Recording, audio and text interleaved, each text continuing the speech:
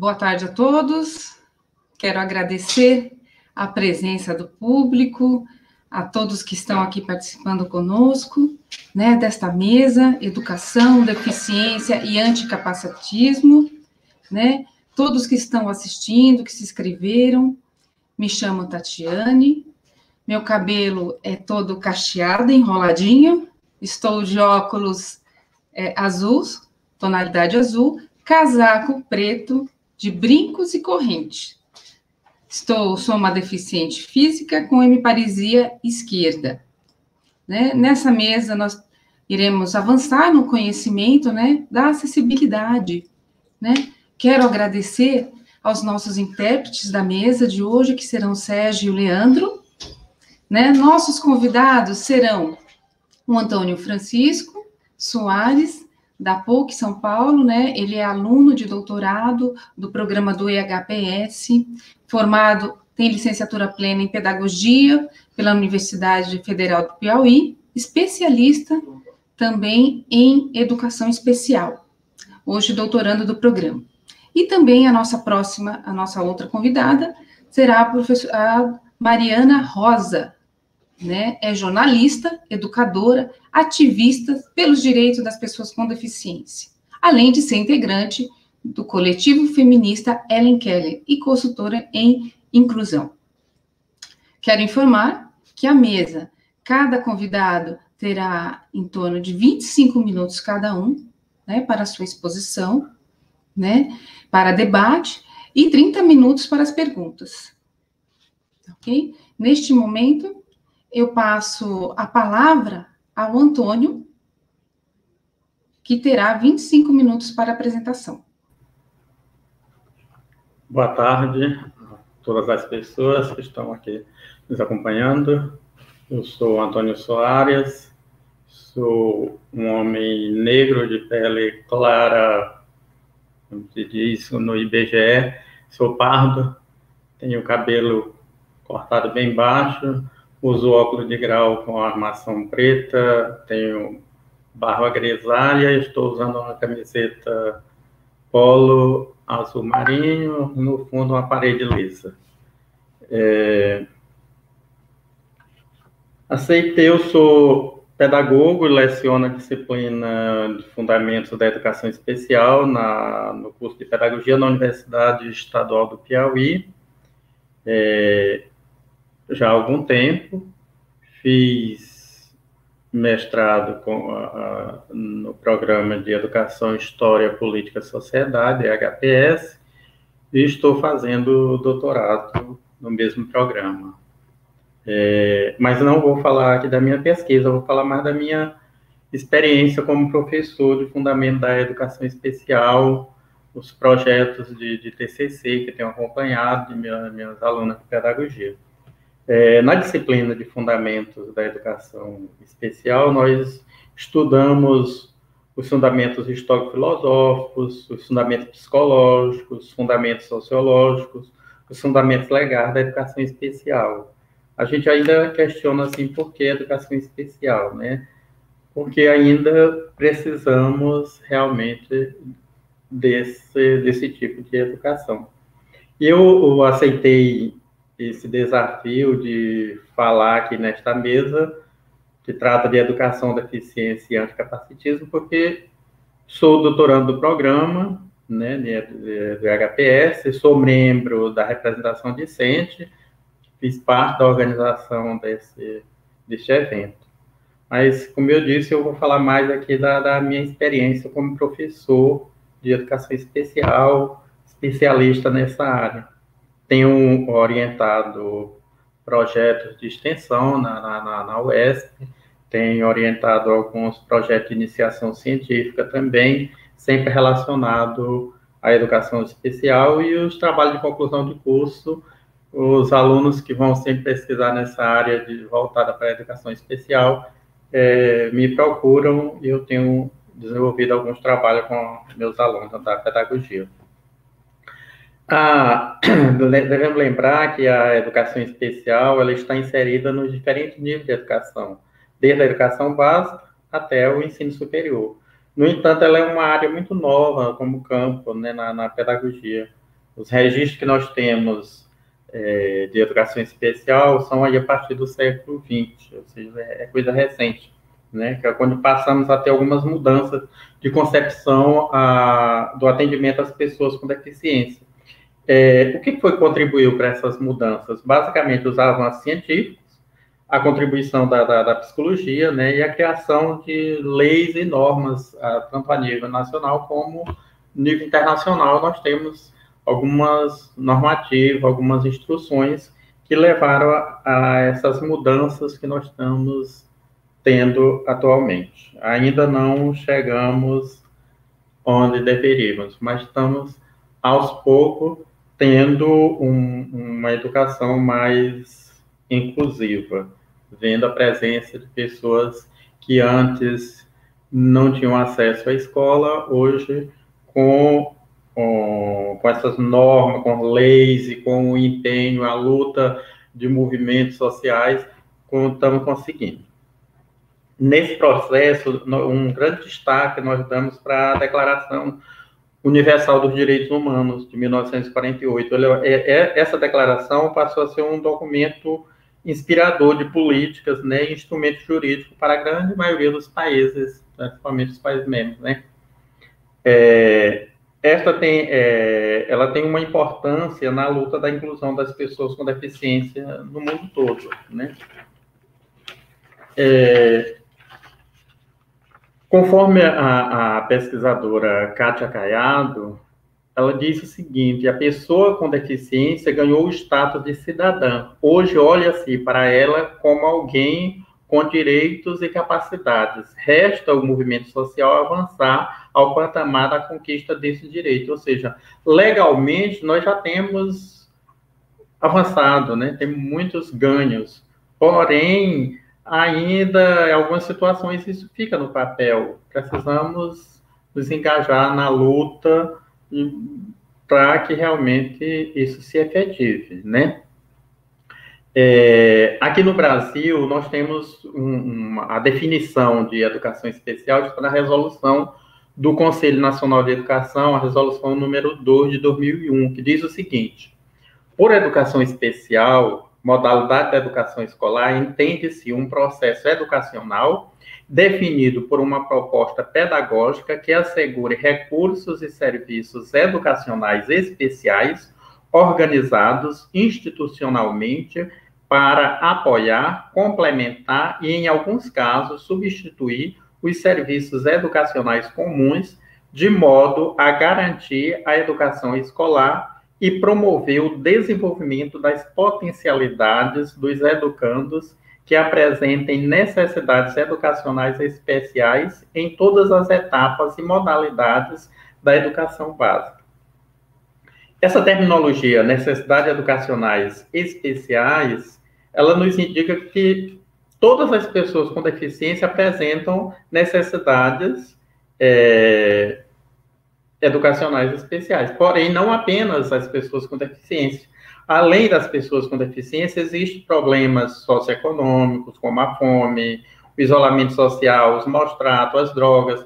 Tudo isso pode necessitar de uma ação da escola com recursos adequados, né? Pessoas, como a gente viu na apresentação anterior sobre os migrantes, que precisam sempre de uma atenção diferenciada, pelo menos por um certo período. Por isso, nós podemos afirmar que temos necessidades permanentes, no caso das deficiências e dos distúrbios, e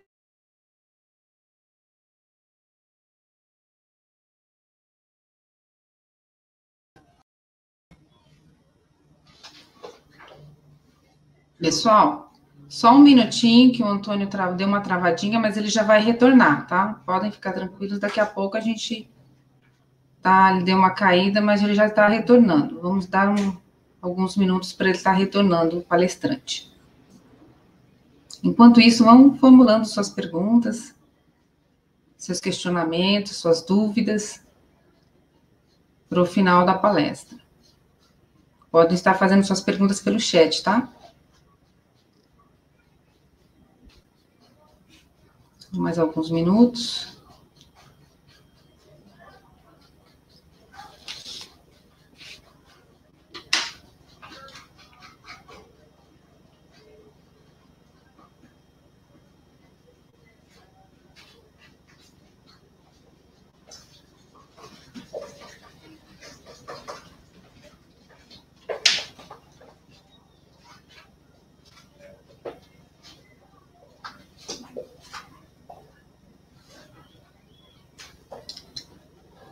Olha, não percam amanhã, o último dia do nosso encontro, do nosso seminário, é o último dia 28, se inscrevam nas palestras, vai ter a abertura, encerramento vai ser amanhã também, por favor, participem, contribuam para esse crescimento de conhecimento, né? Então, é importante que todos estejam presentes amanhã. Ok?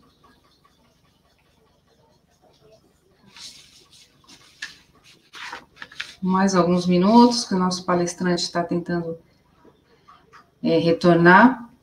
A nossa primeira palestra de amanhã vai ser Educação, Negritude e Resistência, tá? Com a Érica Hilton, não percam. Muito interessante.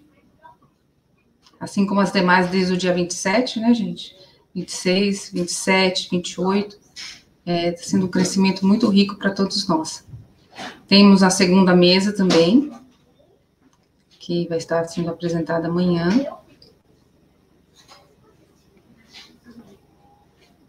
Corpos dissidentes e trajetórias educacionais. Ensino, deficiência e resistência.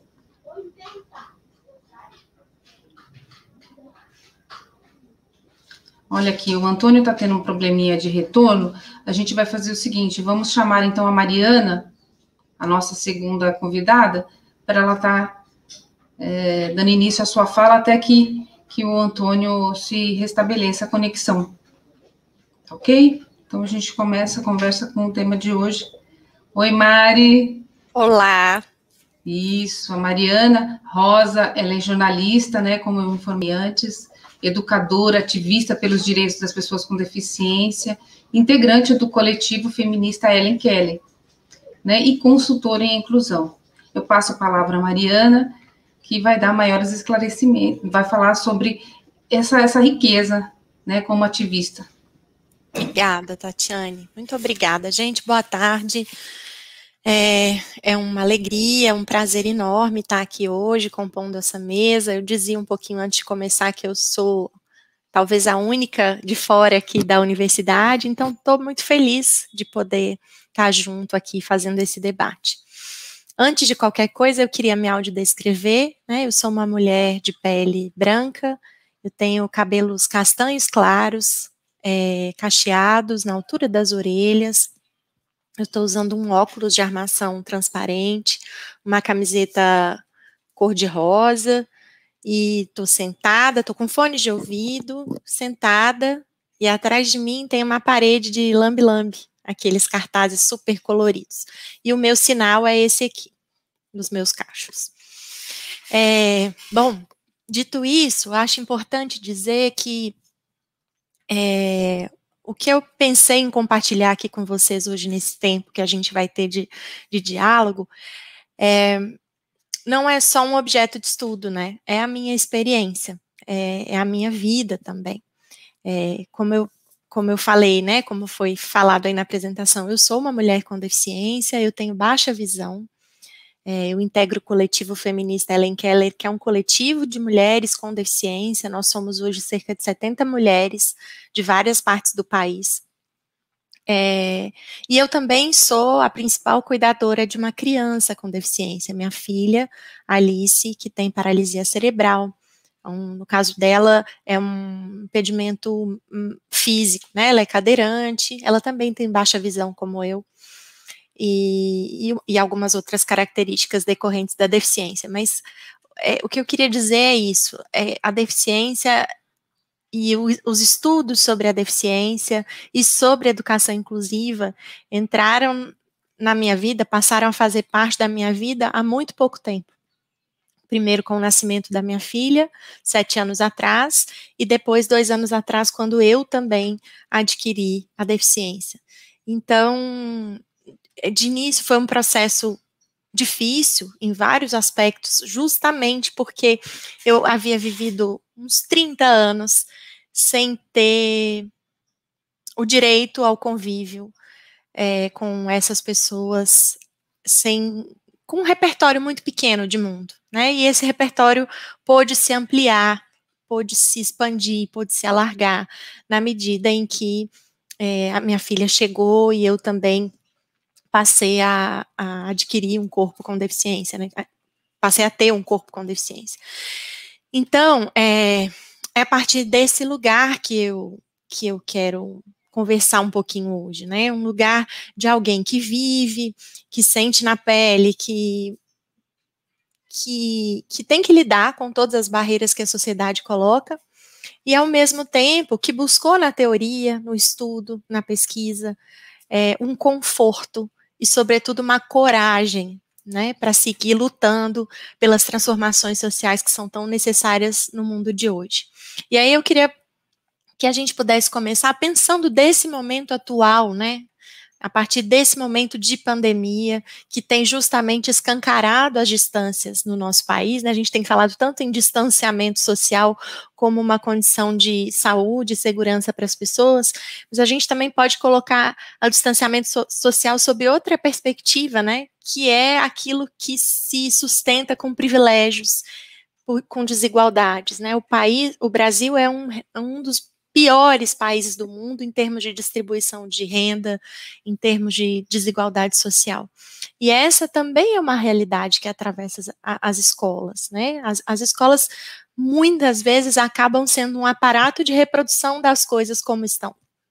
E não que essa seja a vocação delas, mas é porque é de fato difícil levar adiante as transformações que são necessárias. Então, quando a gente está aqui pensando nesse contexto de pandemia, né, e pensando na adoção das videoaulas, né, como única ou como principal estratégia de manutenção do vínculo entre os professores e os alunos, isso dá conta de uma urgência que a gente tem em estabelecer um modo de operar, de funcionar, de retomar o curso da vida, né, de retomar o curso do que tinha sido planejado, um funcionamento assim meio programado, né. Não tem espaço nem tempo para a gente acolher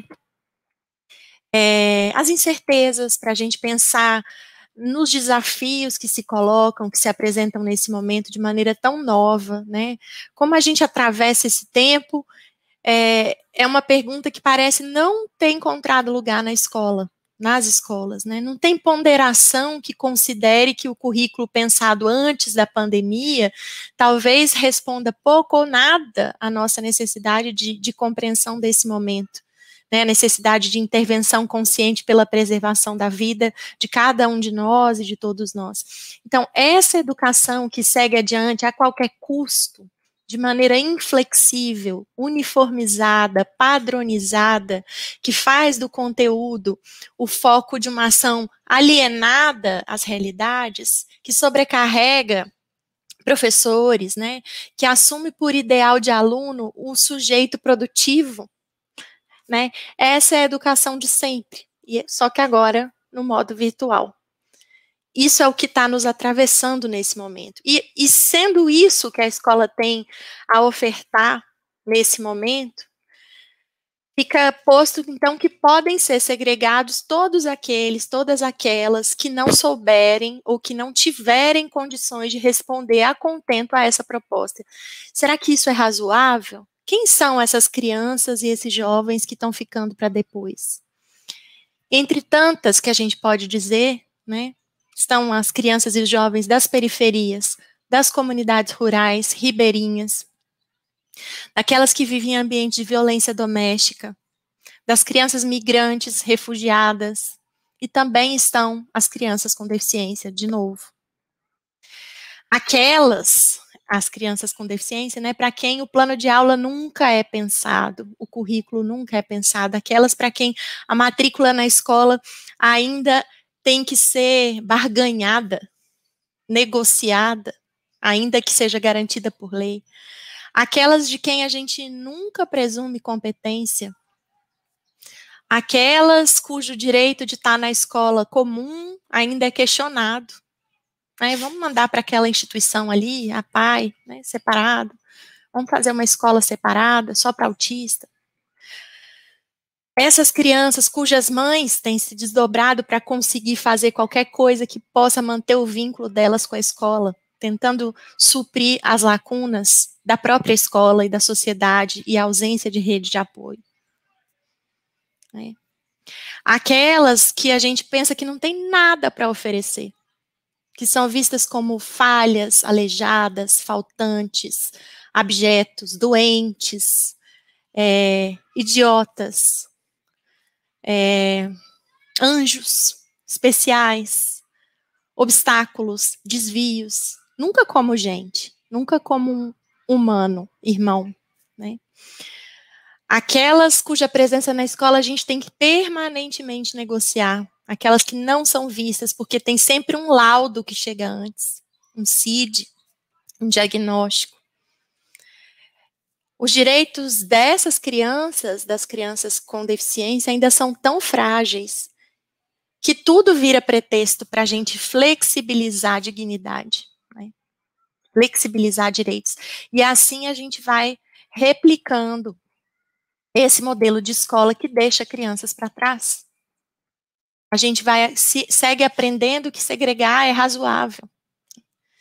E aí eu fico me perguntando que tipo de sociedade a gente ergue a partir dessas bases. A gente está no ano de 2021 e a gente ainda pensa que inclusão é uma ação tomada por um grupo que está lá naturalmente, entre aspas, pré-estabelecido em relação às pessoas com deficiência. Então, esse grupo que está lá naturalmente estabelecido na escola vai decidir quem ele inclui e quem ele não inclui, né? E a gente chama aluno de inclusão. A gente ainda acredita que é possível categorizar e classificar os humanos que nós somos a partir de determinados critérios. E a partir desses critérios, a gente, inclusive, hierarquiza as vidas. A gente ainda tem quem defenda que a educação especial, na perspectiva inclusiva, é aquela concebida estritamente para incorporar os alunos com deficiência nas escolas regulares, né? A gente, quando fala educação inclusiva, a gente não acha que está falando de todo mundo. Que quem não pode estar numa escola que abraça a diferença também é prejudicado. Então, são esses pressupostos, somados ao interesse econômico, né, que desembocam num dos mais recentes ataques que a educação brasileira está sofrendo nesse momento, com o decreto 10.502, que foi divulgado pelo governo federal em outubro do ano passado, e que está nesse momento suspenso pelo STF, mas não revogado, né, está suspenso. Esse decreto é o que propõe a retomada das instituições segregadas para aqueles alunos que não se beneficiam da escola regular, como está dito, né, no material de divulgação do governo, como se a culpa do fracasso escolar fosse da condição do corpo daquela criança, daquele jovem, daquele estudante. A gente também teve um ataque ao Fundeb, né, o Fundeb, um grande volume de recursos direcionado para as instituições segregadas. A gente tem agora uma proposta de homeschooling, né, que está entre as 35 propostas prioritárias desse governo, apenas uma no campo da educação, e ela é a proposta de homeschooling, educar em casa. Que casa, gente? Que casa nessa pandemia? Que casa, que família? De quais famílias a gente está falando? E é uma proposta que também incide diretamente sobre o acesso e a permanência das crianças com deficiência na escola. Dentre outras tantas coisas, a gente está retrocedendo anos. A gente está vivendo um período absurdo de retrocesso social.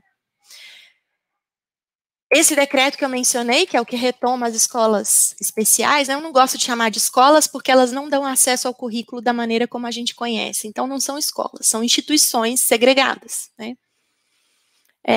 Esse decreto, ele, como tantas outras medidas que a gente está vendo agora em relação à educação das pessoas com deficiência, as escolas para surdos, que foram votadas ontem, inclusive, ela desrespeita a Convenção Internacional dos Direitos da Pessoa com Deficiência, desrespeita a Lei de Diretrizes e Bases da Educação Nacional, né?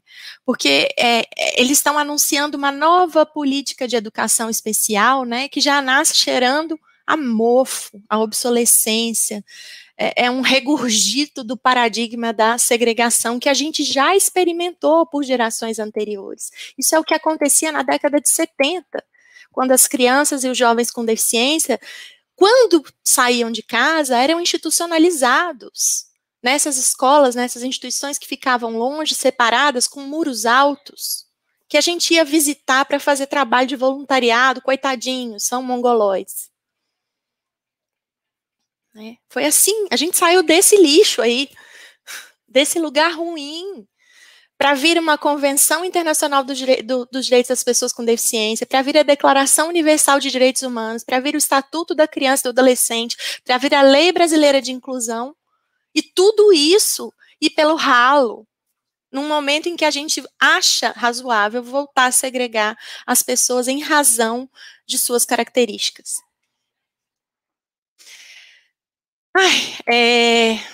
Então, a gente vem lutando muito para que esses retrocessos não se consolidem, né? Uma vez, como eu disse, que esse modelo, ele já foi combatido pelo movimento das pessoas com deficiência no passado. A gente fez um contraponto importante, as gerações que nos antecederam, a gente lutou muito para que a gente pudesse estar juntos, pensando e agindo por uma escola para todas as pessoas. No lugar das instituições especializadas, que a gente não pode chamar de escolas, né, vieram essas reivindicações em torno dos direitos humanos, da afirmação da diferença que nos compõe a todos nós, a cada um de nós. Né, não existe o diferente, existe a diferença intrínseca a cada um de nós, que faz com que nós sejamos 7 bilhões de pessoas inéditas no mundo. Portanto, não tem uma regra, uma norma, um parâmetro, um padrão a partir do qual eu vou estabelecer que tudo que é bom é atribuído a esse padrão e tudo que destoa disso é desviante, é ruim, é problemático, precisa ser consertado ou eliminado ou descartado. Como eu disse, esses são direitos ainda muito frágeis para as pessoas com deficiência, né? Nós temos muito mais experiência na nossa sociedade em segregar, em excluir. E a gente é iniciante quando a gente está falando de convivência com equidade e alteridade. E por isso tantos retrocessos propostos ainda passam, por isso o capacitismo ainda estrutura tanto as relações, os lugares, os espaços, a tecnologia, as cidades, enfim, estrutura a nossa vida. Cabe lembrar, né, que as pessoas com deficiência foram os últimos sujeitos a poder acessar a escola comum. Então, acho que algumas perguntas se fazem muito necessárias nesse contexto, né? Quais são as implicações políticas do que se entende por diversidade, diferença e identidade? A gente sabe a diferença entre esses conceitos? Né? Quem define o que é o corpo certo e o que é o desvio, o corpo errado, o aleijado? Quem arbitra sobre os critérios que fazem da escola um lugar para uns e não para outros? Qual é a norma que organiza o currículo escolar? Quais são as implicações dessa norma? Qual que é o mandato da educação? É preciso que a gente possa se debruçar sobre essas perguntas para fazer o nosso dever de casa, né? Para a gente reparar essa herança histórica tão absurda. Né? Do contrário, a gente vai abraçar o retrocesso pela nossa completa ausência de crítica. Né? Os conceitos de diversidade, diferença e identidade são resultados de disputa de poder. Né? Dizendo de outra forma, identidade não é um dado da natureza, não é uma essência que está ali esperando que a gente descubra. Né, uma ação benevolente de tolerância que a gente vai ter em relação a ela. Não. A identidade é social e culturalmente produzida, né? É produto também, é atribuída. E é a partir de um campo de forças, de interpretações e de interesses. Elas não são simplesmente definidas, a identidade, a diferença, elas são também impostas.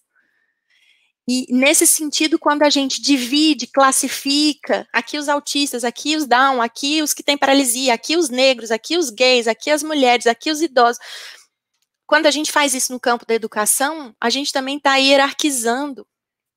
Né? Então, quando um governo, ou quando qualquer instituição, pessoa, estrutura que detém o privilégio de classificar estudantes a partir do critério da deficiência e sugere encaminhar esses estudantes a locais que não são a escola, em razão disso, essa pessoa, essa instituição, essa estrutura está exercendo o poder de atribuir valores diferentes às pessoas, aos humanos, e de levar adiante os instrumentos de dominação e de controle dessas pessoas. É como se a gente permitisse que uma determinada identidade fosse fixada como norma, como eu disse antes. Então, o normal é ser um homem branco, heterossexual, católico, cisgênero, sei lá, sem deficiência, né? E todo mundo que se distancia disso é compreendido como um desvio, ou, no nosso caso das pessoas com deficiência, né, como especial. Né? A bola da vez agora é a deficiência, né? Porque a direita se apropriou da pauta da deficiência num viés assistencialista horroroso, né? Justamente porque também há uma lacuna enorme no acesso a direitos de muitos anos. Mas, como esse é um critério absolutamente arbitrário de classificação de pessoas, de humanos, né? Ele também é um alerta que nos indica que isso também pode se dar a partir de qualquer outro critério. Hoje estão decidindo separar as pessoas com deficiência, os surdos, os autistas, né? Estão decidindo separar em razão da deficiência. Quem sabe daqui a pouco não vão voltar a fazer isso em razão de gênero, de religião, como é o projeto do homeschooling tem a ver com isso, né? De classe social, né? De cor da pele, né? Todas essas são estratégias de segregação, que também já aconteceram no passado. A escola já foi assim. A escola já foi um lugar de elite branca, sem deficiência, católica. O que nos garante que nós não vamos retomar essas ideias como se elas fossem novas? O que nos garante que a gente vai tomar isso como algo que tem que ser refutado, como algo que não é razoável? Como é que a gente vai atravessar esse tempo que nos atravessa de novo, da mesma forma como aconteceu 30, 40 anos atrás? Como é que a gente atravessa esse tempo que parece que não é um presente, é um passado, é um atraso, é um retrocesso? Então a gente tem que questionar, né, a eleição dessa identidade como norma, a partir da qual a gente hierarquiza e avalia as demais. A gente tem que questionar as desigualdades e as opressões, o machismo, a misoginia, o racismo, a homofobia, a transfobia, o capacitismo. Tudo tem a mesma raiz opressora. Né? E quando a gente fala de opressões, a gente não pensa em como atravessar esse tempo de injustiça, a gente pensa em como enfrentar, né? Enfrentar. Opressão a gente, inclusive, não hierarquiza, já diz Audre Lorde, né? Opressão a gente combate, atravessa com enfrentamento. E o enfrentamento passa pela defesa da escola pública, gratuita, laica, de qualidade, para todas as pessoas. Passa por levar adiante uma educação inclusiva, o caminho oposto do que vem sendo proposto. Passa por conceber um sistema educacional que não classifica, não hierarquiza pessoas, porque reconhece a diferença como a única norma a partir da qual a nossa humanidade se organiza, se expressa. É a partir da diferença, a diferença que faz a vida ser viável, possível e sempre renovada. Ambiente homogêneo é ambiente artificial. A gente investe na escola, né, não para um determinado grupo de alunos, mas para todos eles, cada um na sua particularidade. A gente pressupõe que compreender a deficiência como um modo, é preciso que a gente compreenda a deficiência como um modo de vida, tão singular, tão único, quanto qualquer outro. E por isso a gente tem que assegurar acessibilidade, tecnologia, direitos que são inegociáveis. São direitos, não são favores, não são concessões. Né? A gente tem que abandonar a ideia desse aluno universal, estanque, repetidor do que o professor anuncia e enuncia, né? Para abraçar o aluno real, que é único e está sempre em mudança. A gente precisa pensar que o professor e o aluno colaboram um com o outro para anunciar outros jeitos de ensinar e de aprender em comunidade. A gente precisa acolher os diversos tempos e modos de aprendizagem. E isso também nos solicita um outro desenho para a sala de aula, que não esse que aproxima a sala de aula de uma linha de produção fabril, né, uma fábrica. A gente tem que pensar o aprendizado para que ele não seja medido só por respostas padronizadas que a gente dá aos desafios, mas pela nossa capacidade da gente se afetar, se modificar, se tornar diferente, se transformar frente às experiências. A gente tem que exigir que os professores sejam reconhecidos, valorizados, que a gestão democrática seja uma premissa do trabalho na escola. A gente tem que levar adiante a educação inclusiva, pensando que é preciso mudar a escola e não mudar de escola, tirar esse indivíduo daqui e separar, né? E assumir esse processo como um modo da gente se comprometer com as bases da alteridade e da justiça para criar o mundo que a gente quer viver. Um mundo em que já não vai caber mais as relações de poder de uns sobre os outros, né? Mas vai caber o poder que emana de uns com os outros, das nossas relações.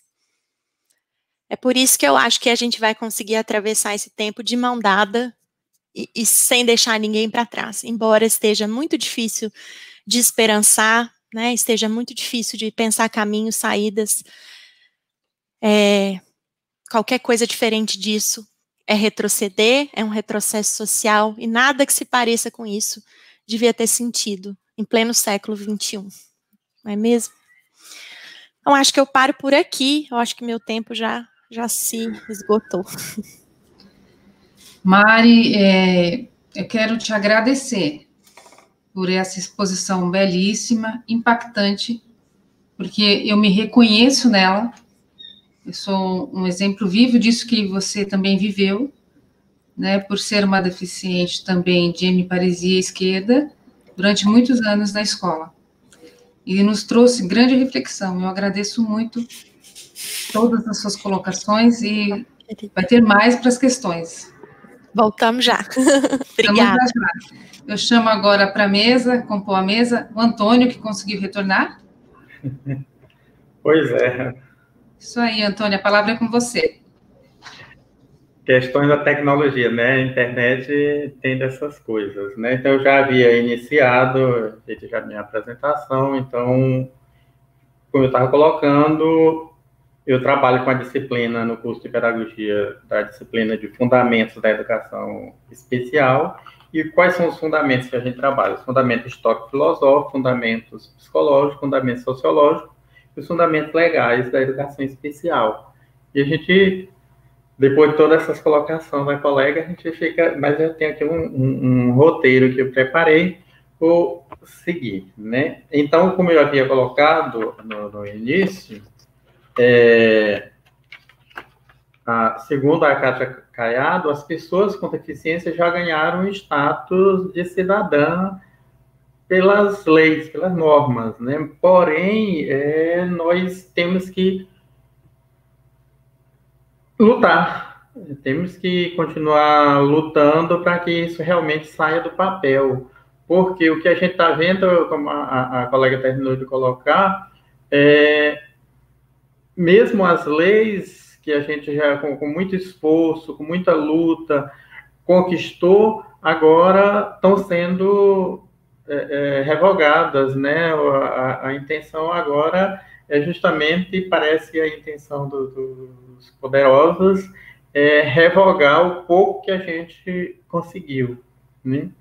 E dentro dessa questão da educação especial, o que define, o que nos normatiza como o que vem a ser essa educação especial é uma resolução do Conselho Nacional de Educação de 2001. E essa resolução diz que a educação especial é uma modalidade de educação que se entende por um processo educacional definido por uma proposta pedagógica que assegure recursos e serviços educacionais especiais, organizado institucionalmente para apoiar, complementar e, em alguns casos, substituir os serviços educacionais comuns de modo a garantir a educação escolar e promover o desenvolvimento das potencialidades dos educandos que apresentem necessidades educacionais especiais.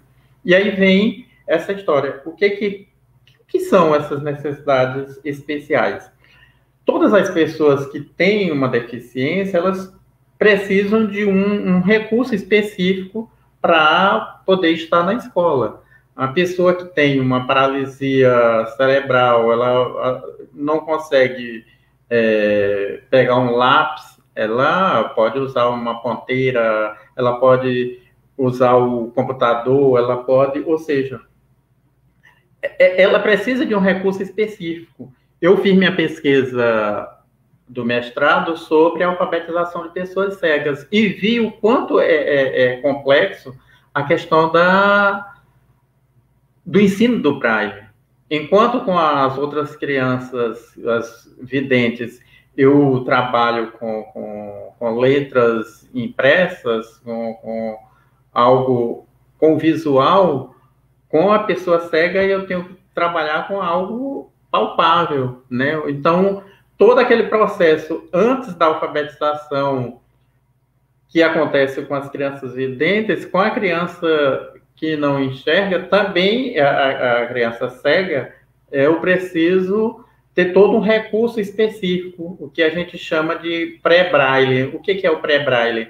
São recursos em que ele vai chegar até reconhecer a célula braille, para que ele possa, a partir daí, começar a manusear o material próprio para o braille. Ele não deve chegar de antemão logo direto no computador, direto numa máquina de escrever. Ele vai, todo esse processo de desenvolvimento da percepção tátil. Então, é um recurso específico. Então, a pessoa com deficiência, cada uma vai exigir um recurso específico. Agora, como eu disse, não só as pessoas com deficiências precisam têm necessidades especiais. Existe uma gama de pessoas que têm necessidade especial. Eu me coloco como migrante, porque eu vim da zona rural para a cidade. Chegando na cidade foi um processo como é que se diz?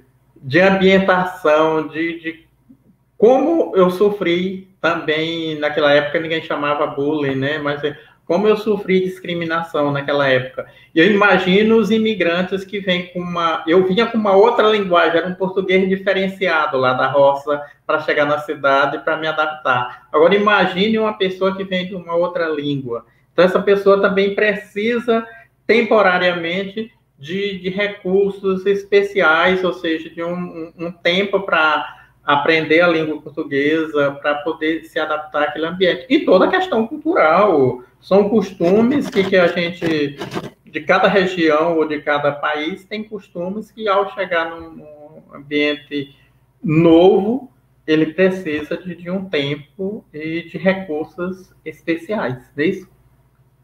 Então, como modalidade de educação, a educação especial tem sua ação voltada à qualidade da ação pedagógica, por meio de recursos, serviços, né, que disponibilizam não apenas a um público-alvo delimitado. Alguns materiais que tratam de educação especial, você até diz qual o público da educação especial, então delimita lá determinados tipos de pessoas que se encaixariam nesse público. Mas não só, como eu disse, esse que muitas vezes foi determinado como público da educação especial, mas todos aqueles que precisam, pelo menos temporariamente, de recursos. Então, a educação especial está aí para atender, né, essa necessidade e de adequação e para que a pessoa realmente se sinta acolhido e possa desenvolver o seu aprendizado. A Fernandes, uma autora, coloca aqui que o conceito de deficiência é contingencial e decorre de normas e expectativas sociais, bem como de condições econômicas, arquitetônicas, materiais e, sobretudo, atitudinais, né, valores éticos disponíveis no grupo a que pertence o sujeito no âmbito da aprendizagem e da participação em igualdade de condições. E aí a gente vem, né, colocar. Quando eu atribuir rótulos de incapacidade às pessoas tem sido uma constante, né? Porém, é necessário refletir sobre as barreiras físicas e atitudinais que colocam essas pessoas em desvantagem social. Na educação especial, nós trabalhamos com o princípio da equidade, né? Como o professor apresentou agora há pouco, uma foto, uma figura muito interessante em que trata dessa questão da equidade, né? Então, nós trabalhamos com esse princípio da equidade como superação ao princípio da igualdade, pois reconhecemos que o diferente tem o direito de ser tratado como diferente, sem, contudo, atribuir rótulos, né?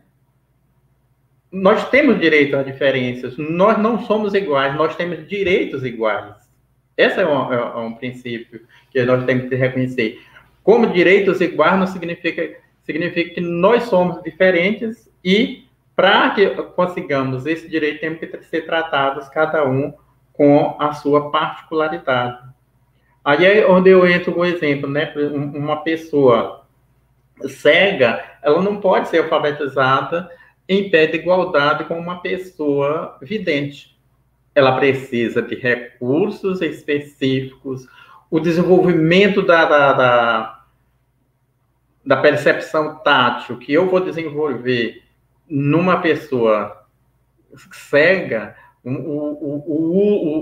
a própria questão da locomoção que eu tenho que desenvolver com essa criança, o desenvolvimento tátil é diferente do desenvolvimento da coordenação motora que eu desenvolvo com as crianças videntes.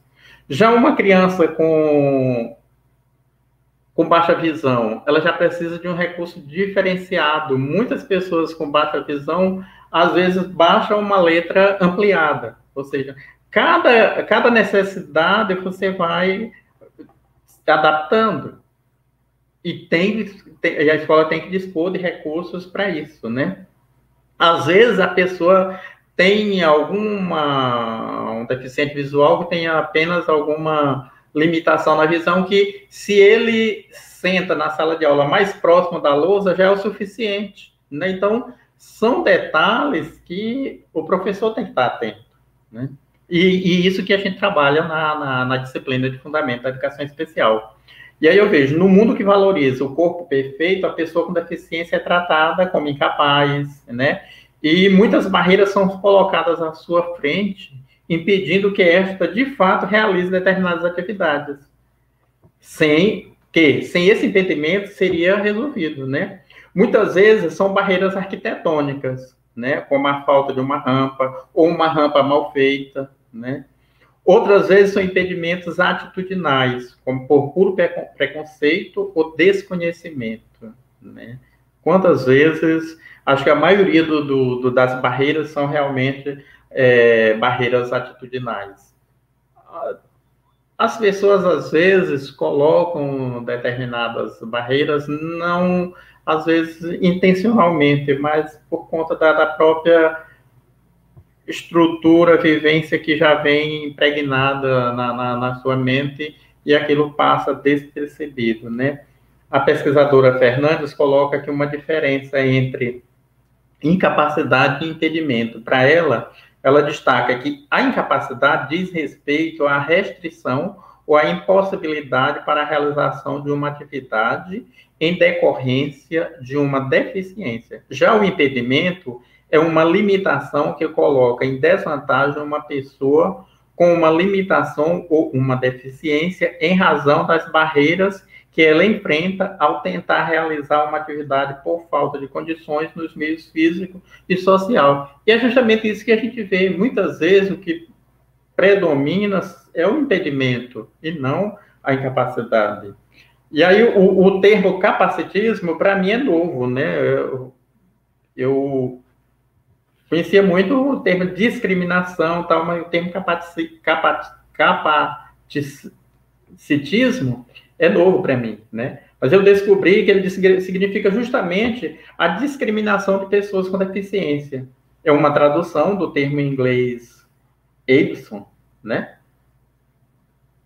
Que é a capacidade, né? Esse termo é pautado na construção social de um corpo padrão perfeito, chamado de normal e da subestimação da capacidade e aptidão das pessoas em virtude de suas deficiências, né? Podemos dizer que o capacitismo tem origem na falta de informação, né, no desconhecimento sobre os direitos das pessoas com deficiência, né? Tem gente que age por não conhecer, outros conhecem e agem por puro preconceito, né? Muita gente quer burlar a lei, né? Aqui no Brasil nós temos a lei de cotas, né, focada na inclusão da pessoa com deficiência no mercado de trabalho. E quantas pessoas tentam burlar, né, essa lei? Meu irmão, ele tem uma cicatriz no braço, né, ele é motorista. E lá na empresa que ele trabalha, a patroa dele chamou e disse, olha, nós já atingimos um número de funcionários e agora nós somos obrigados a contratar pessoa com deficiência.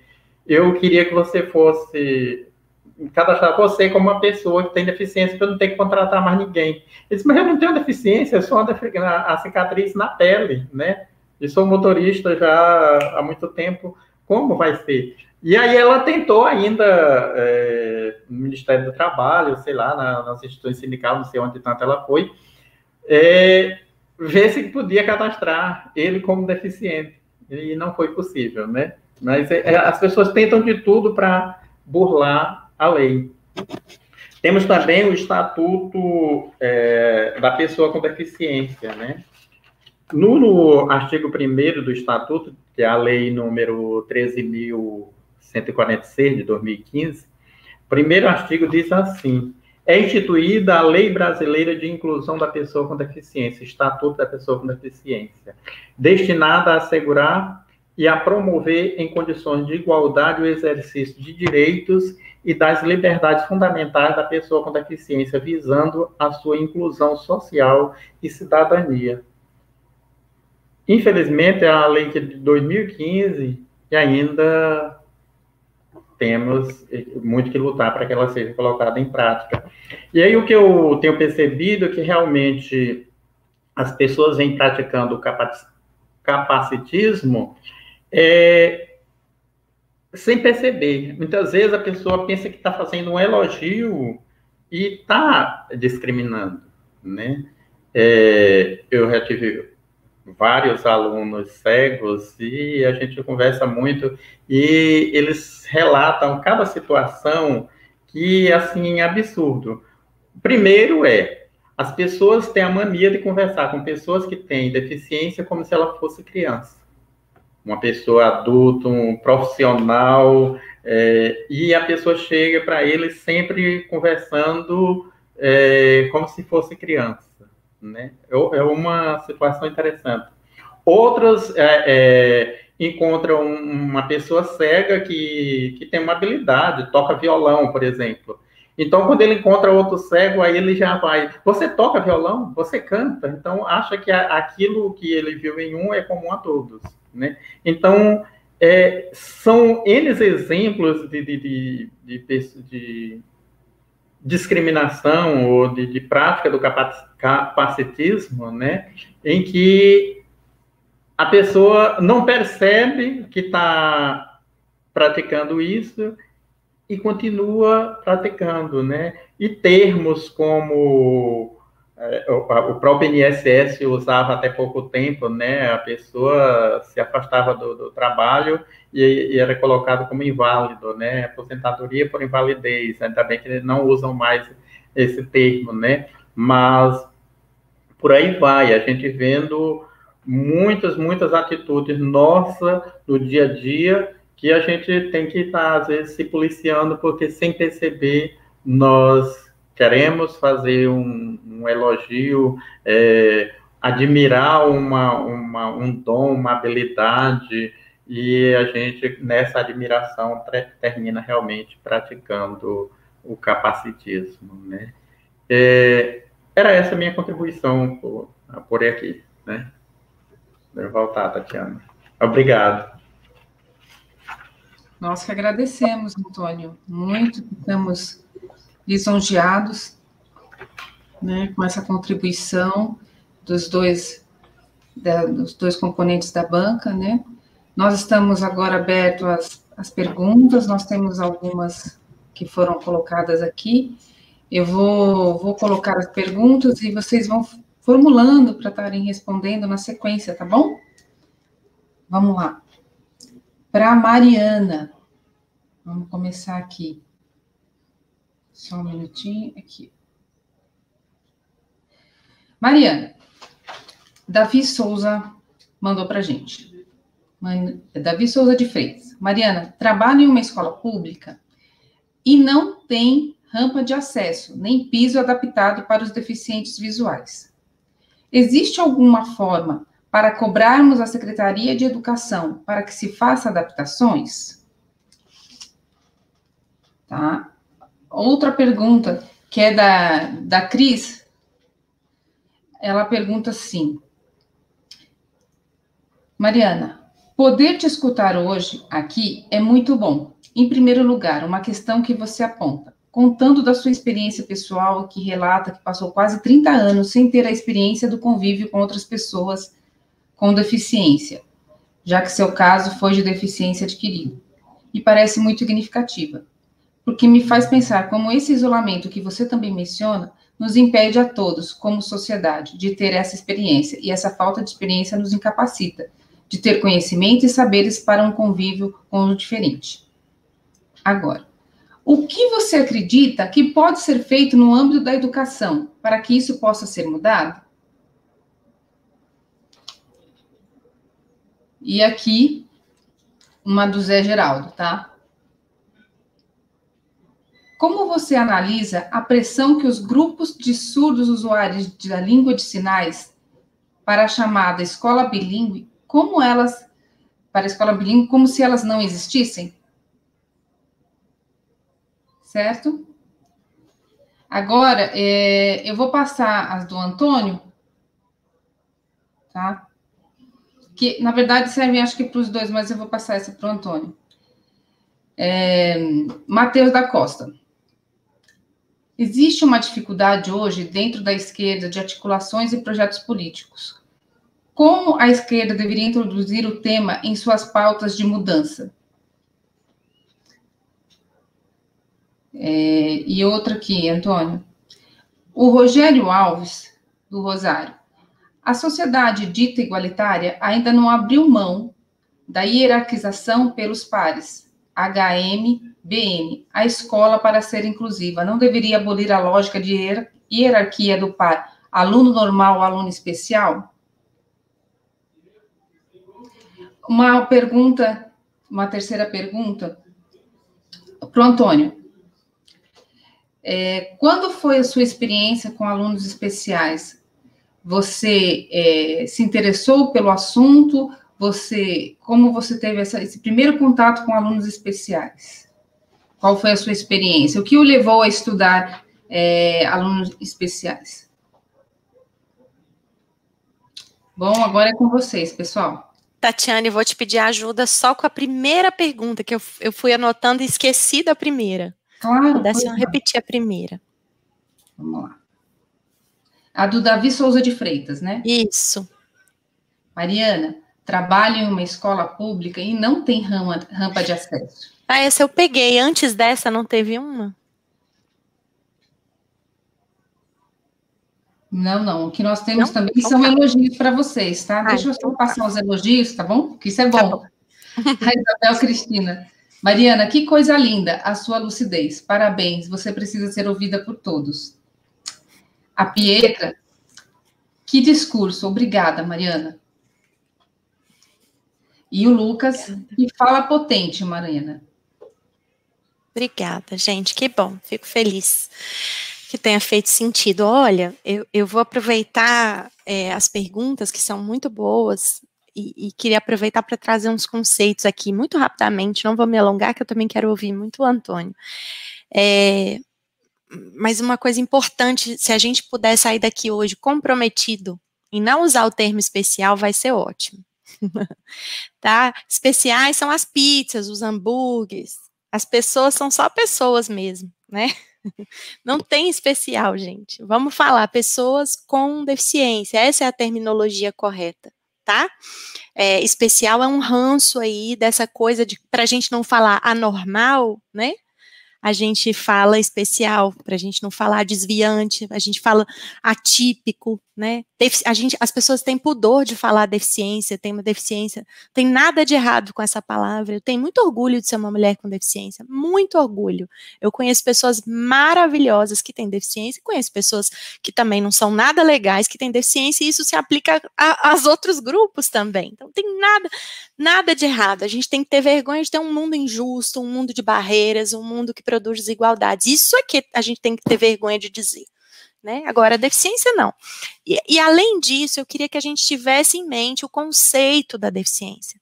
Como eu disse, a deficiência é uma situação de opressão, ela não é um laudo, ela não é um diagnóstico. Embora o termo que esteja na legislação seja pessoa com deficiência, quando a gente vai lá no conceito, o que é a deficiência? Está escrito na legislação.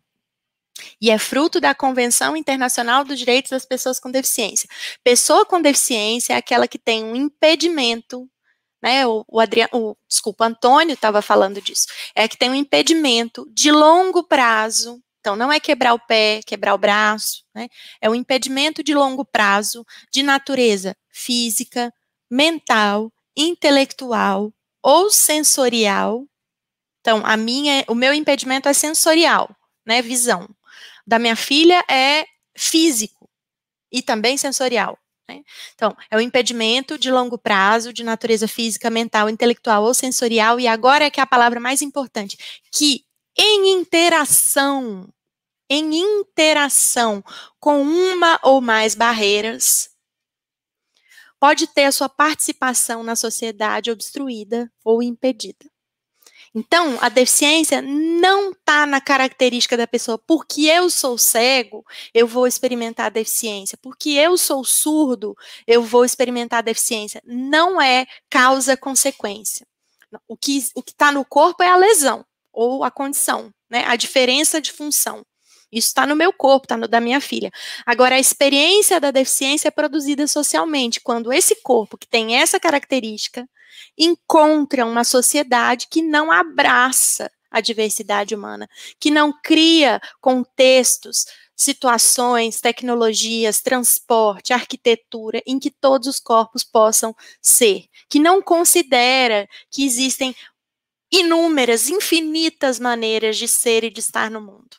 E por isso deixa de fora das cidades, das escolas, das comunicações, das tecnologias, um grupo enorme de pessoas. Ali está a deficiência.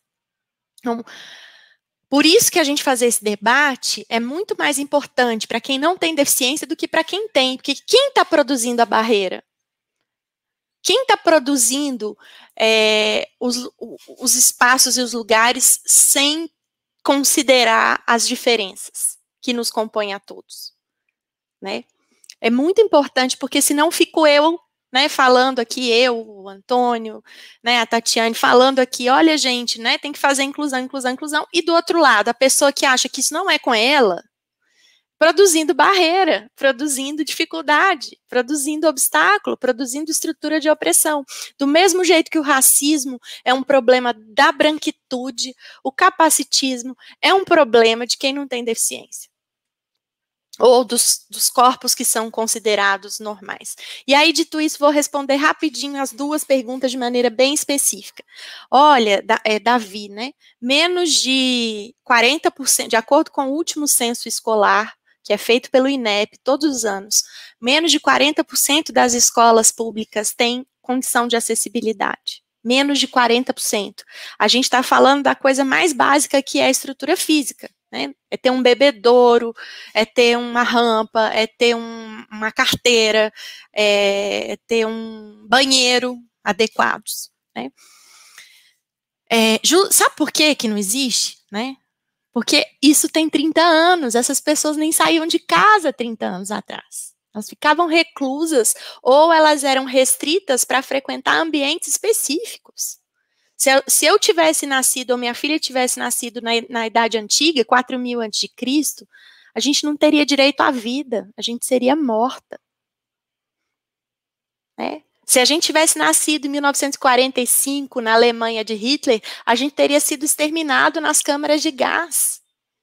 300 mil pessoas com deficiência foram exterminadas nas câmaras de gás num projeto chamado T4 de Hitler, e a gente quase não ouve falar disso. Então, são direitos muito recentes, por isso que aqui eu moro em Minas Gerais, vocês devem ter percebido pelo meu sotaque, né? As cidades históricas da época do Império, do Brasil Colônia, né, do ciclo do ouro, elas são todas sem acessibilidade. Por quê? Porque essas pessoas não eram consideradas dignas naquela época. Então, a gente está falando de um grupo que passou a ter direito a ir para a escola há pouco mais de 20, 30 anos. Quando a gente olha, quando foi publicada a Política Nacional de Educação Especial na perspectiva da educação inclusiva, essa política é de 2008. Esse é o ponto principal de inflexão no acesso das pessoas com deficiência à escola comum. Até então, a gente tinha muito mais pessoas com deficiência nas classes especiais ou nas escolas especiais do que nas escolas comuns. Em 2008, isso se inverte e a gente começa a ter muito mais pessoas com deficiência nas escolas comuns do que nas escolas ou instituições segregadas. Ou seja, o primeiro quesito para a gente fazer a inclusão começa a acontecer a partir de 2008, 13 anos atrás, que é essas pessoas poderem estar na escola. E isso não garante que a inclusão aconteça, o Antônio falou muito isso, né? Mas se ela não estiver na escola, também não acontece. Então, primeiro eu tenho que poder estar na escola, acessar a escola. E uma vez na escola, eu preciso organizar o espaço, a prática, o currículo, pressionar a Base Nacional Curricular Comum, né? Para que essas coisas se ajustem, para que essas coisas possam existir a serviço de todos os estudantes. Então, é direito, não é favor. Tem que pressionar, sim, a Secretaria de Educação, fazer ofício, pedir. Existe recurso direcionado para acessibilidade nas escolas, vocês podem pleitear isso, né, para que a escola tenha condições de acessibilidade. Isso pode estar no projeto político-pedagógico, para que vire um plano de ação e a escola vá fazendo isso pouco a pouco. O que não pode é a gente fazer vista grossa e dizer a escola não está preparada, o professor não está preparado. A gente não se prepara para quem não está. Então, precisa estar lá, né? Fazendo os tratamentos. Diga. Fazer uma interferência aqui, deixar mais clara uma das questões, a do professor José Geraldo Silveira Bueno. Tá? Como você analisa a pressão que os grupos de surdos usuários da língua de sinais para a chamada escola bilíngue, como se elas já não existissem? Pois é bastante delicado, né? Porque eu estava dizendo isso, justamente ontem foi aprovada a legislação para a criação das escolas bilíngues, né? Isso, complementando aqui só um minutinho. Inclusive com um manifesto de doutores surdos para a oficialização dessas escolas, sem relacionar essa reivindicação a um projeto desse governo e completamente ao revés de todos os demais grupos que você tão bem incluiu como os oprimidos? Então, não tem consenso também na comunidade surda em relação a isso. E também é um engano a gente pensar que essa pauta diz respeito só à comunidade surda, né? Porque se a gente considerar que as pessoas surdas têm que estar em escolas para surdos, a gente também vai ter que criar trabalhos só para surdos, né? Praças só para surdos, os lugares ao longo da vida vão continuar respeitando isso, porque se eu não aprender a me comunicar em Libras, né, se eu não tiver na sala de aula esse acesso, essa oportunidade de convivência, e isso se tornar natural no meu convívio, como é que a gente vai conviver na experiência da alteridade, né? Então, acho muito temerário, é o que eu estava dizendo, né? Existe uma pauta muito reacionária, travestida de assistencialismo, vamos fazer o bem, essas pessoas precisam ser assistidas, ora, gente, isso precisa estar na escola, isso já era lei, Libras é língua oficial, né? A gente, quando fala educação bilíngue, associa muito mais ao ensino do inglês junto com o português do que de Libras. Então, o que a gente tem que fazer é pedir para que a lei se cumpra, e nesse momento isso está sendo muito difícil. Então, nesse momento, a gente está tentando criar barreira para não ter retrocesso, porque é um atrás do outro, né? Mas quando a gente tiver uma condição um pouco mais favorável, lutar para que isso avance de novo, né? A legislação, o Antônio falou muito bem, a nossa legislação é das mais avançadas. Ela precisa acontecer na prática, porque a escola não muda por decreto, né? A escola não muda porque tem uma lei, a sociedade não muda, a cultura não muda porque tem uma lei. A lei é um passo importante, é um direito, mas existe um tempo histórico que precisa acontecer para que essas mudanças se consolidem. E eu espero viver nesse tempo, eu espero que a gente não retroceda, né? Então, é isso, eu tenho muito respeito pela comunidade, mas sei que essa não é uma decisão unânime, né?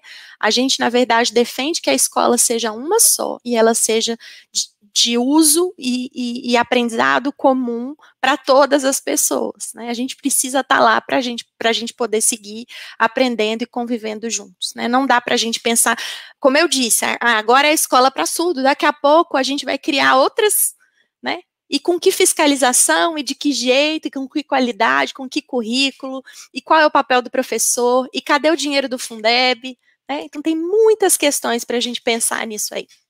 Mas vou deixar agora que o Antônio complete com as percepções dele e as perguntas para ele também. Tatiana, só primeiro foi o Matheus, o segundo e o terceiro não no teu nome, quem perguntou. Vamos lá, peraí que a gente volta. O Rogério Alves do Rosário. Rogério. E o outro foi o? Terceiro? Foi o Matheus da Costa Mota. Matheus, Rogério e? Só 3 perguntas. Ok. Vamos lá. Então, Matheus pergunta como a esquerda deveria usar esses pontos de mudanças. Né? Isso, eu aprendi uma coisa tão simples, assim, que ao abrir e fechar a torneira, né? A gente abre a torneira para a esquerda, a gente fecha para a direita. Então, aí está na lógica da torneira, nós temos a política, né? Quando a gente tem algo mais para o lado da esquerda, não sei se nós já tivemos governo de esquerda, mas quando a gente tem algo mais para o lado da esquerda, começa as aberturas. Quando a gente vai tendendo para a direita, começa a fechar. Essa é a lógica na política da torneira.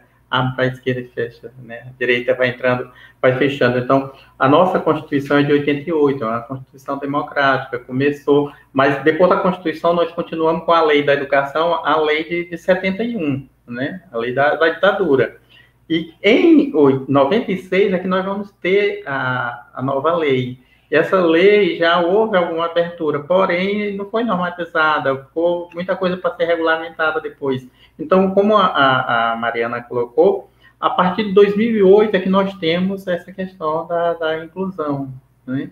Então, o que eu acredito que as pessoas realmente de esquerda foi toda essa luta dos movimentos sociais, as ONGs que lutam em torno disso, elas estão sempre ligadas realmente aos movimentos de esquerda. Elas já vêm utilizando esse princípio de mudança, vem realmente ligado a esse movimento de esquerda. A partir do momento que nós temos um governo fascista, a coisa desanda tudo e as conquistas que nós tivemos estão sendo agora fechadas, né? Então, um retrocesso, né?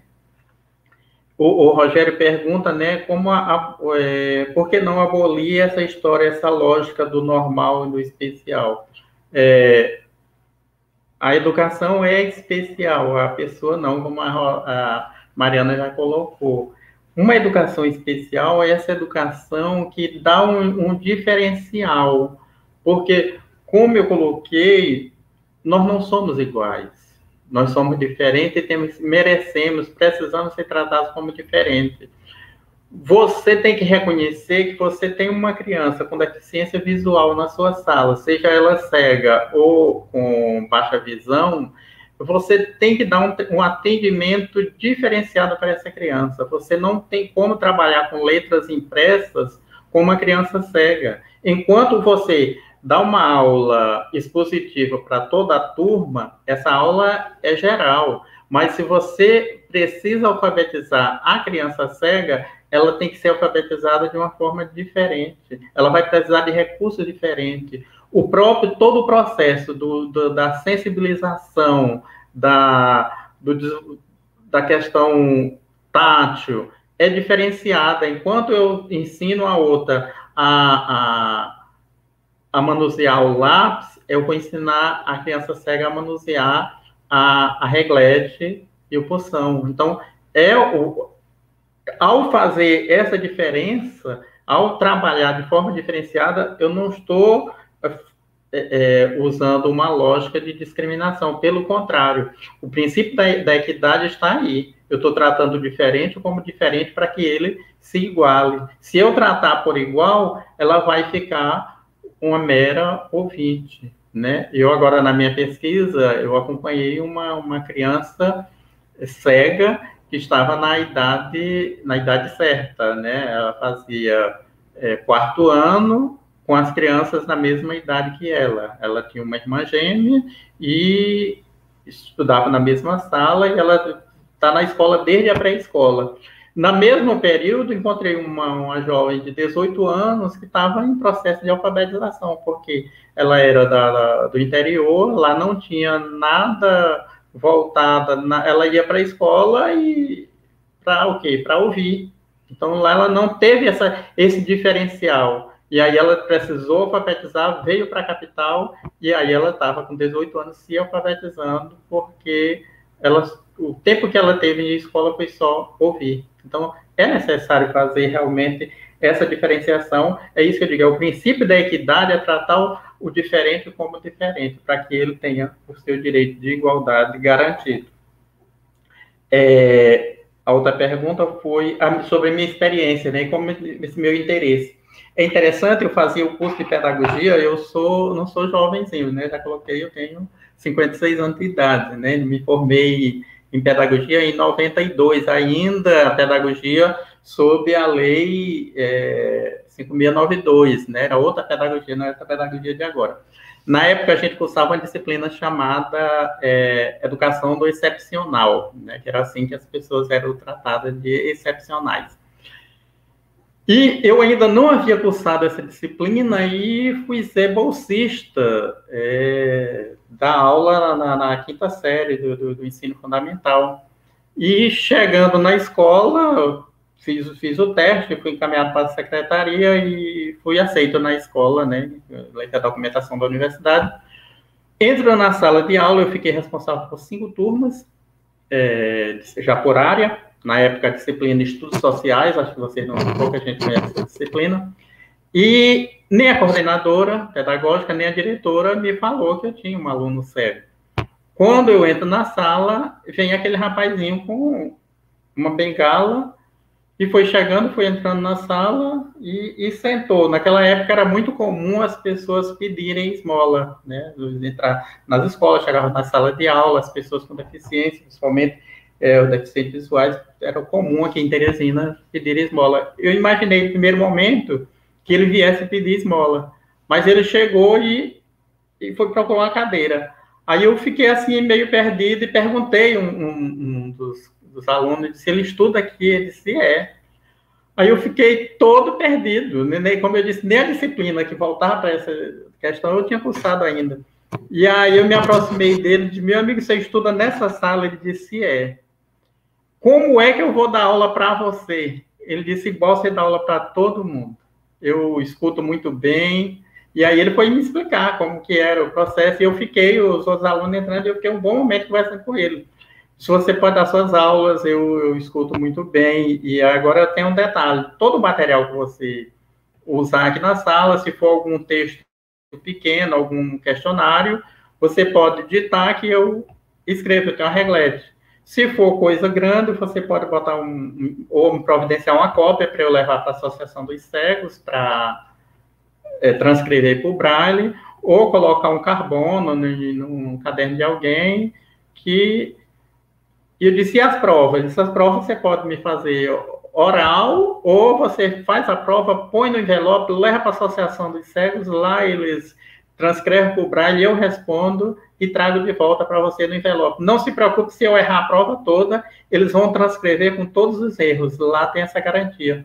E esse foi o meu primeiro contato. E aí, daí eu fui me interessando, fiz o curso de Braille, né? Hoje eu não tenho conhecimento sobre Braille, e aí fui tendo outras experiências. Depois, essa foi o primeiro momento, foi um choque, mas eu tive esse cuidado de me aproximar dele para saber como era que eu ia dar aula para ele, porque ninguém tinha me dito antes, né?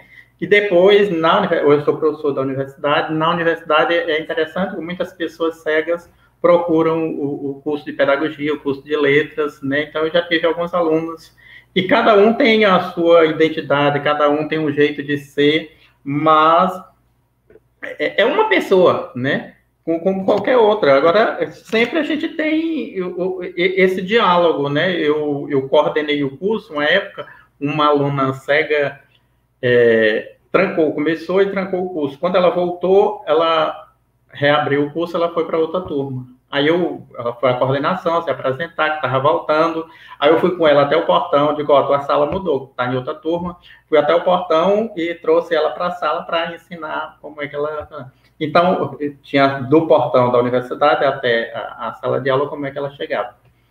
E aí eu expliquei para ela, digo, agora dessa sala, para tu ir ao banheiro, vai ter depois, procura uma colega para te explicar, porque já tá, não vou te explicar agora. Digo, aqui na frente não tem rampa, tem escada. E ela é muito interessante, que ela disse, professor, eu sou cega, não sou aleijada não, né? Ela é muito desse tipo. Então, cada aluno tem um jeito de ser, e eu me apaixonei por essa área dentro da educação especial, a educação de cegos, e eu tenho esse conhecimento do Braille, já dei mini curso para professores, né?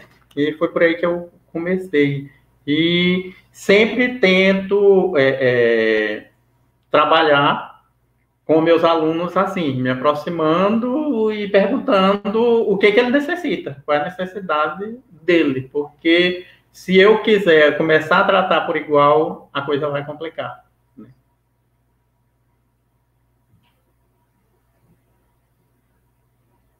Ok. Tatiana. Muito obrigada, gente. Quero agradecer imensamente a esse momento, a essa tarde que nós tivemos de conhecimento, de amplitude do conhecimento, né, na questão da deficiência, né, dos nossos direitos, e agradecer a Mariana Rosa, ao Antônio Soares, também a todos os participantes, a quem se inscreveu, a todos que contribuíram para que esse evento, essa tarde fosse maravilhosa, né, a todos que se inscreveram nessa mesa. Agradecer também ao Leandro e ao Sérgio, que são nossos intérpretes de Libras, né, agradecer a toda a equipe de suporte técnico, né, que esteve presente, né, para que esse evento se realizasse, se concretizasse. Tivemos, assim, as experiências que nos foram trazidas hoje, são reflexões que temos, assim, que nos mostram que nós temos um caminho muito longo a percorrer, né, pelos nossos direitos. A luta é grande, mas estamos aí firmes e fortes, né, resistentes. E eu quero ressaltar para vocês, gente, que amanhã nós participem também das nossas próximas palestras, né, nosso seminário, ainda tem mais amanhã, tem mais um pouco ainda para a gente estar aprendendo, né, e assim, nós temos negritude e resistência, e também temos corpos dissidentes e trajetórias educacionais, ensino, deficiência e resistência, tá? Nós também temos que agradecer e vamos contar com a colaboração de vocês nas seguintes questões. Ajude a Casa Chama, né, que esse evento foi... Casa Chama é uma casa de desenvolvimento para a população transvestigênero, que visa a emancipação dessa população, da criação de suportes para a autonomia financeira, jurídica, emocional, psicológica e criativa. Nós também pedimos a ajuda, para quem puder colaborar, tá? Ajuda as famílias da Brasilândia, né, da região da Brasilândia, porque com essa pandemia, essas famílias dessa região foram amplamente afetadas, jogadas ao desemprego, a toda sorte, né? São famílias que estão passando fome, precisando de ajuda, comida na mesa. E aí, a colaboração que vier, né, de quem puder nos ajudar, serão revestidos para distribuição de cesta básica, tá? No final do evento, né, no final dessa mesa, nós vamos colocar, então, a chamada, né, os canais que vocês podem estar fazendo essas doações, tá, pessoal? Quero agradecer imensamente a todos vocês, todos que participaram, tá? Mas, e colocar aqui a nossa experiência, né? Eu também estou aqui na mesa hoje, presidindo, né? Mediando esse evento, muito feliz por ter participado, aprendi muito com os nossos palestrantes, com a Mariana, me identifiquei com a realidade dessa participante, assim também como do Antônio, porque somos também, eu sou uma deficiente, faço parte desse processo, né, e quero deixar aqui registrado a nossa imensa gratidão pela participação de todos vocês. Tá, deixa eu só verificar se nós temos mais alguma pergunta, eu acredito que não, mas deixa eu só mais verificar. É isso, pessoal, quero agradecer imensamente a todos vocês, conto com a presença de todos amanhã. Ok? Obrigada, Tatiana, muito obrigada, viu? Obrigada também ao Leandro aí pela interpretação. Amanhã teremos mais um ciclo. Obrigado. Se não fosse minha internet...